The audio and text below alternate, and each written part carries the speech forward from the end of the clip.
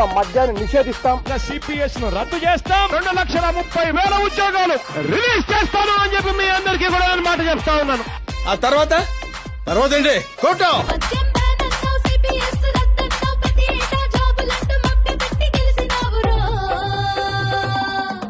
నువ్వు టంటి సైకో కాదు మామ.